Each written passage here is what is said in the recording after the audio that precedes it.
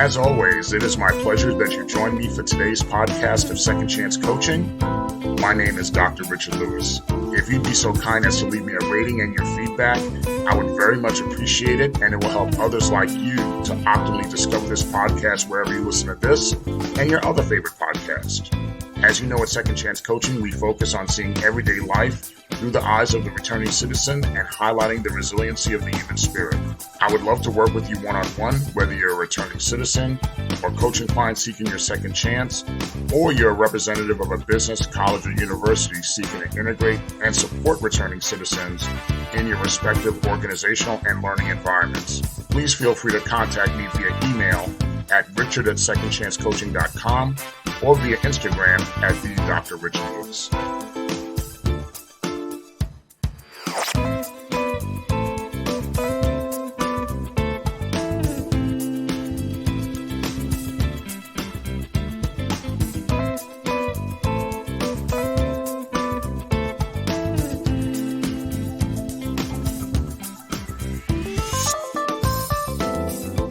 Welcome again to another edition of Second Chance Coaching. As always, it is my pleasure to join you on another week of your reentry journey from whichever corner of the world you're listening from. We always remain humbled and excited that you decided to spend a part of your week with us. You know, this past week, we celebrated Thanksgiving here in the United States of America, and I was so excited and looked forward to Thanksgiving. Overall, it was good, but I have to say, for those of you in my age category, let's just say I had a Griswold family type of Thanksgiving. So Griswold comes from the Chevy Chase Vacation movie. So if I say that, you kind of know how it turned out. So that means it was definitely pretty interesting for the Thanksgiving holiday. But now when I look back on it, and even in the moment, I was laughing and I was just happy to have an incredible time together with my family. That is something I cannot trade for anything in the world. You know, the first thing I'll say that it made it a Griswold type of event was my baby granddaughter had a fever, so she couldn't travel and visit with us. But thank goodness she's doing better now. And then the next thing that happened, my sister and I decided not to cook. We said, okay, we'll order Thanksgiving from Honey Baked Ham, and that'll cater our Thanksgiving feast. And that turned out to be a disaster as well. I waited in line at Honey Baked Ham here in Pembroke Pines for over 3 hours, just to be told that when I got to the end, that they ran out of food, or they probably didn't even have any to begin with. And I was like, what? You know that I made sure that we got our money back. But we figured, I was telling my sister, she was driving down on Thanksgiving Day, I figured we'd have time to find something that would be open to salvage at least the Thanksgiving Day meal. So my sister, my niece, and the twins were driving down on Thanksgiving Day. And while driving down, I get a phone call from my sister as she's keeping me updated as to where she's how she's progressing and moving along. Discovers that her Airbnb reservation had not sent her the details yet for the check-in. And then she discovered that the listing might have been a scam listing because this listing had 17 cancellations. And I don't know why Airbnb still continue to let this residence continue to post their availability. So she called Airbnb customer service, and after searching for available properties on Thanksgiving evening, she finally found one property in Fort Lauderdale, which was really nice. But it was about $200 more expensive than her original reservation. But I have to give it up to the Airbnb. They did right by my sister, and they covered the difference. By the time we got them situated and checked in, because they came to my house first and I drove them over, and they were checked in, and I want to make sure they were fine. We looked long and wide for any place that was open. And when we found the one takeout restaurant that was open, we ordered food from there, had the food, and the food was absolutely horrible. Horrible. But through everything, we were laughing because we were together, and thank God it wasn't worse. You know, next year, we're definitely cooking for sure. But before I continue telling some of the other funny stories that happened, I want to make sure that I send a shout out to a good friend of mine who's a motivational speaker and is very big in the criminal justice reentry movement, and that's Mr. Andre Norman. A lot of you who follow this podcast may know of Andre's work, but got news this week that Andre's mother had passed away over the Thanksgiving weekend. So I definitely expressed my condolences to Andre, and I want to publicly do that on the podcast now to express my condolences to Andre and his family. And I tell you, Andre, you've been there for me. You're the one who helped me bring up Nanamdi's scholarship and certainly was there for me when my mother passed away. And I can tell you guys, for one of the most painful and hard things to see is to see a man who has to say goodbye to his mother. I know Andre's going through that. I've gone through it. I've seen friends of mine go through it. And certainly we're here for you, brother. My condolences, my thoughts, my prayers with you. The comfort that you have is that, mom lived a long life. She produced and extended love to so many different people, including you and your siblings. And now you're a product of all her goodness. And now she rests in peace. And in that, we still hold you in our hearts. We pray for God's sustainable comfort and strength. So for you and yours, and anything you need, you certainly reach out to us. So thank you, Andre, and we're here for you. And continuing our conversation about Thanksgiving weekend, the very same weekend, so the Griswold themed weekend, I also had to deal with with condo HOA drama, as one of the residents was upset about the new budget and the increase in the HOA fees, and was really trying to dig up laws that the budget process and the notification process wasn't followed, and we may have to use the same budget for next year. And he bringing up all this Florida law that was a little like, certainly he had a misinterpretation of the Florida law. And of course, there's fellow board members on there that, from a voting standpoint, we definitely don't get along. They don't read the law. They run scared all the time. And that's part of the reason why we're in the situation we're in today, some of the decisions that they made. But I calmly, at first I wasn't calm, but I calmly addressed the situation in a respectful yet assertive way. As one of my friends once told me, and I made sure I did it in a very assertive way, but I was respectful.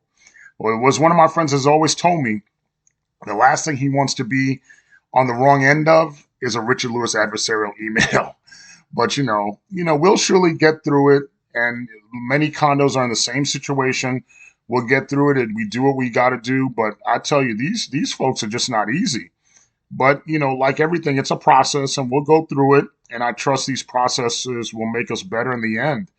And of course, I'll continue to keep you updated and amused about this HOA stuff. Well, with all that said, I hope you're having a great Thanksgiving. I hope you had a great Thanksgiving holiday weekend and you're enjoying the start of the Christmas holiday season. This week, we also started the last 2 weeks of the fall term at the school. So there's plenty of time. There's plenty of time and things that are going on with presentations, final exams, extra credit requests, visits to my office during office hours, seeking supplemental instruction. It's a hectic time of year, but it's close to the conclusion of term where we'll have a break, which will be a good thing for us as well. I have to say one thing about the end of the term. At the time in which I'm recording the podcast, I had a class last night with one of my business classes, and they had their final presentation. And I give constructive feedback because at the end of the day, I'm not really concentrating on the grade they get. I mean, they'll pass the class or they'll excel in the class, so they'll do fine. But I really want them to get the life lessons that these things that they're going to do as graduates, how they're going to apply that in the real working world, so to speak, so they could be better than everyone else. A coworker of mine told me when I first started at the college that I'm working at now, he said to me, Richard, whatever you do, don't be average. And I heard him, but it's something that continues to resonate over and over, to just don't be average, to be better. And that's what I try to instill upon the students.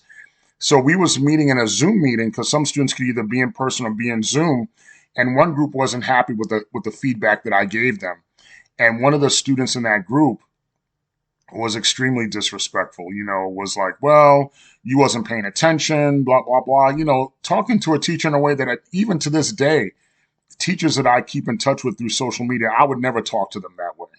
But, this day and age and this generation of folks, people feel they could talk to you any kind of way that they want. And then after she said what she had to say and was very disrespectful, she clicked right off the Zoom call. Didn't even give a chance to have discourse. To me, it's okay if we disagree. That's not a problem. But to be disagreeable, to be disrespectful, and not give anyone a chance to have a conversation with you, to respond to what it is that you have to say at that point, you're no longer a student, you're a coward. So at the end of the day, how do you get better? How do you get better from that? By being petty, by not accepting constructive criticism. But at the end of the day, they will be all right. I'll be all right as well. And in trying to improve what it is that you're improving yourself by going to school, sometimes the biggest lessons you learn are not the lessons in the books. But I'll leave it at that when it comes to that. Speaking of lessons being learned, I had a conversation also earlier this week with a returning citizen who wanted to consult with me and talk to me about him starting his own business. He wants to do something in the food service industry, and he's currently contemplating opening a food truck, opening a retail location on the beach. There's a couple of locations on the beach that are available, although I think they might be a little expensive when we did our research. Maybe he wants to incorporate food delivery in what he's doing, or maybe having a location in a high traffic area like a mall or park, or even a farmer's market. They have those down here that they could do all year. That could be pretty profitable. And we had an extensive conversation about starting a business. And while he's definitely been successful in his reentry journey, he wanted to make the plunge into starting a business as a deep-seated desire to be the captain of his destiny or own his own ship, so to say. I shared with him when we had these conversations that prior to opening Second Chance Coaching, I had numerous starts and stops in business ventures, which frustrated me and did not match with the dreams I had of opening or operating a business. It didn't match those dreams that I had when I was incarcerated about owning a business. Now, I was not completely unsuccessful. I did open my own income tax preparation and consulting business for a few years after incarceration. After incarceration, which I worked from home, I was mobile and visiting individuals and businesses, and then even did work in insurance companies that wanted to offer tax services as part of their services. Now, when the focus became clear as to what I wanted to do and how I wanted to do it, that's how Second Chance Coaching came about. And that's how it is with some of the other business ventures that I look into and I take into consideration as far as what I want to do going forward. I shared with him, as I will share with you today, and how starting a business is such an invaluable part of the reentry journey. It doesn't have to be a business that you even have to do full time. It could be a part-time venture as well if that's something that you wanted to do. What I shared with him was the foundation of my inspiration in starting a business, and really was when I was starting Second Chance Coaching. And that was reading a story about a gentleman who started a hot dog stand, or I think it was a hot dog cart, in Hartford, Connecticut. This gentleman was involved in street gangs and had been in and out of prison for most of his life, which left him saddled with a very long criminal justice history. But as with most of us, when the pandemic hit, his life was changed significantly.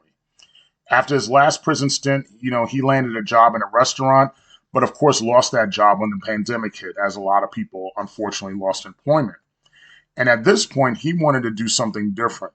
And thinking about what he wanted to do next after the pandemic, what he knew for sure was he wanted to do something different. It was in his heart, it was in his mind, it was it was on his heart and his mind and his soul. He wanted to do something different.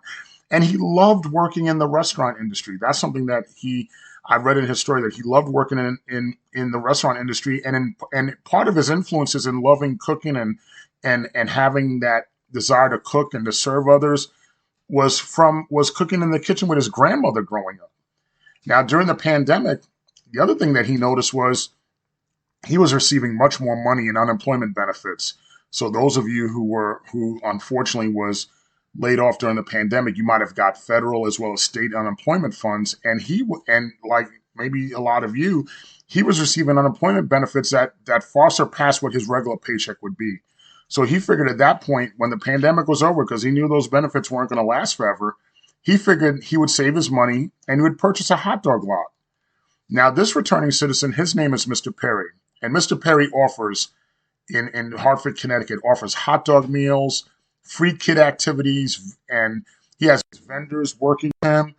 And he also has a live DJ, all from a parking lot in the Pope Park section of Hartford. Now, this is the same place in which he committed crimes. And now, in the same place, he's now feeding the community and succeeding in his reentry journey, one hot dog at a time. Look at that.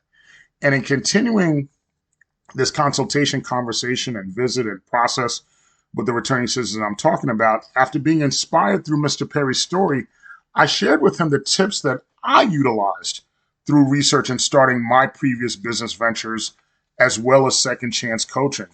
The things that there was 10 tips that I saw in this research that I wanted to share with him, and I'll share with you as well. And this is 10 tips in starting a business as it pertains to those of us who are returning citizens. Number one, get a job in the industry in which you want to own a business. Mr. Perry did that. In me doing teaching, that's what I ended up doing, and that's how second chance coaching came about. Getting a job in the industry in which you want to own a business is a good thing, because then you already know about it. Invest in your future business by building up your savings. That is just an old-fashioned thing. Save your money. Make friends with people who build you up and will help you reach your goals. Who else knows about the type of business that you want to get into? Who's an encourager? Talk to those people. Have that network be strong in its encouragement and strong in its knowledge. Build your team of support through positive relationships with your parole officer and reentry organizations. A lot of times your parole officer wants to hear the things that you're doing well, wants to help you out, may have a network of people that could also help you. And of course, reentry organizations, they're all about helping you be successful. Number 5, set short and long-term goals in an action plan. Every business has a roadmap for reaching their goals. While plans are flexible, they're also important. You got to put those plans in motion. Number 6, use a personal budget and improve your credit score. Even though you're going to save money, there's going to be times that you're going to have to borrow money and utilize credit. And so you want to make sure that you have your personal budget in place, and you want to make sure that you have a good credit score. Because when you start out your business, even though a business is its own separate entity with its own EIN number, which is like a social security number for the business, your personal credit score is going to be what's going to determine how much money that the business could get. That's other people's money, so to speak. Number 7, do your research on the type of business that you want to do. Read books, listen to podcasts, YouTube videos, converse with folks. Be an information sponge. Even now, with second chance coaching and some of the other things that I want to look into doing, I'm a constant information sponge. I don't stop to hesitate to find out what it is that I want to find out, because I think you're always learning, no matter what. Number 8, start drafting a business plan. The lean canvas business model is a great tool, and I did that with someone. And let me talk to you about lean canvas real quick, and I won't divert. I know we're on number 8. Lean Canvas is a one-page business model template that was created by Ash Maurya as part of the Lean Startup methodology. And it's really designed to help entrepreneurs quickly and efficiently develop their business ideas and really test the viability of what it is that they want to do. It's really good for startups and small businesses such as what you're trying to do. And you can look this up online. I won't get into each and every one of them, but I'll just tell you really quick the key components of Lean Canvas. There's 10 components of them that it addresses the problem, the solution, key metrics, unique value proposition, unfair advantage, customer segments, channels, customer relationships, revenue streams, cost structure, and really there's 12. And the last 2 are key activities and key resources. It sounds like a lot, but when you work it out, the Lean Canvas model is a really good way of how to structure and visualize your business. So let's get back to those tips. So now number 9, network with existing business owners in your industry. Network. This is the third step in this 10-tip process that talks about networking and getting knowledge and being an information sponge. No need for further explanation on that. And then number 10, eventually after your foundation is built, start testing out your business idea one customer at a time. I even have someone now, and this is what I told the returning citizen who's looking to sit there and test out the food dynamic. I have a professor now in our department who is looking to start to do food delivery or different types of food and cuisines. And she brings in a different dish every week, just not to charge us for it, but just to test it out. Tell us what you think. Is it too salty? Is it too hot? Is it too spicy? Is it just right? Is this combination you think is a good combination of foods to put together? So I told him, continue, test it out one customer at a time.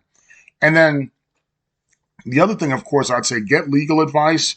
LegalZoom.com gives a lot of good legal advice and good entry as far as what you want to do and how you want to start your business. But certainly, if you're not sure, go to a lawyer, go to an accountant, make sure that you're building and creating the type of business that's right for you.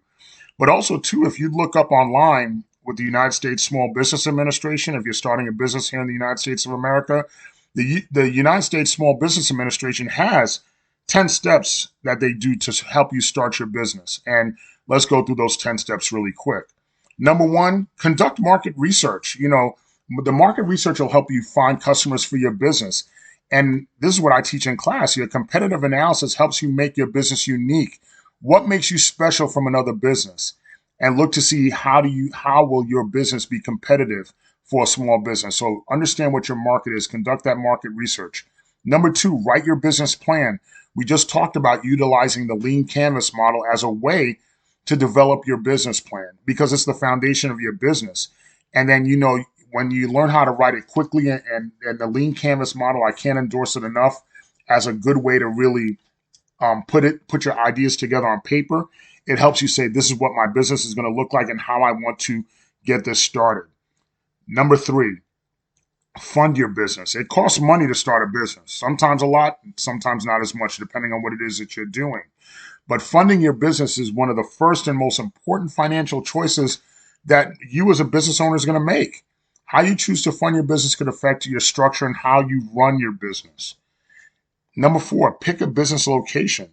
Now, your business location determines taxes, zoning laws, regulations your business will be subject to, even if you're going to be a remote business. But you'll need to make that strategic decision about what state, city, neighborhood you choose to start your business in. That all comes into play. Number five, this is where you want a lawyer to be involved in it as well. Choose a business structure, whether you're going to be an LLC or S Corp or regular C Corp. Those things could be explained to you by a lawyer. And the business structure that you choose will influence everything from your day-to-day operations to the taxes that you pay to how much of your personal assets are at risk. Definitely choose a business structure that gives you the right balance of legal protections and, of course, legal benefits as well. Number six, choose your business name. Sometimes that may feel like an obvious thing, but yes, choose your business name. Find the right name that's creative, that's snappy, and that goes well with market research. Once you pick your name, you can protect it by when you register your name with the state that you're going to be registered in as your business. And that goes into number seven, register your businesses. That's when you register your business, it makes it a complete, distinct, and legal entity. And how you register depends on the structure and where you're going to be located. Number eight, get federal and state tax IDs. Your state tax and your federal tax ID number, that's when I said your EIN. EIN is called your employer identification number. Like I said, it's like that personal social security number for the company. And then that's how that number identifies a company. It's for your business. So that lets you appropriately pay your state and your federal taxes. Number nine, if applicable, apply for licenses and permits. Most small businesses, depending on what you're doing, need a combination of license and permits from both federal and state agencies, depending on what you're doing.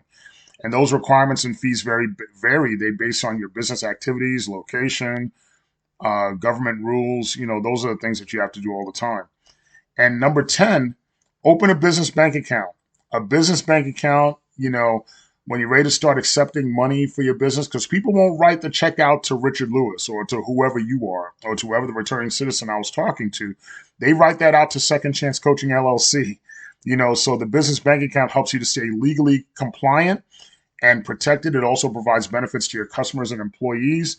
And then now, once you do all of this, you can open shop, cut the ribbon, make sure your business is officially open. And then you want to grow your business. And these are the things that I'm working on with this returning citizen. I'm so excited. I like the food that he's doing as well. I won't sit there and say what it is yet. I'll wait till he opens it up. And those of you who are in the local area in Florida could see what it is that he's doing. But as I told him, I see the excitement in his eyes. I see the excitement in my eyes in working with him and knowing that growing that business will continue to grow his purpose. If you're doing it and thinking about starting a business, it will grow your purpose. It provides great focus. It builds confidence, and it really continues the success of your reentry journey. So whether you're doing it full-time or part-time, if it's something in you and you're called on to want to start a business, go ahead and start it. Go ahead and start it. Go ahead and do it. You have the tips. You have the research at the tip of your fingers. You have us if you want to contact us and you want to talk about it. So, this is being a fulfilling part of your reentry journey and being a fulfilling part of your life is something that I couldn't recommend more. Well, I certainly want to thank you again, as always, for sharing your time with me. Thank you. Thank you always for continuing to spread second chance coaching to your friends, family, and loved ones. I'm seeing the statistics that so many people in the U.S., of course, are looking. Next to Florida is our biggest listener. Next to Florida this month is so far as California. So thank you to our friends and family in California.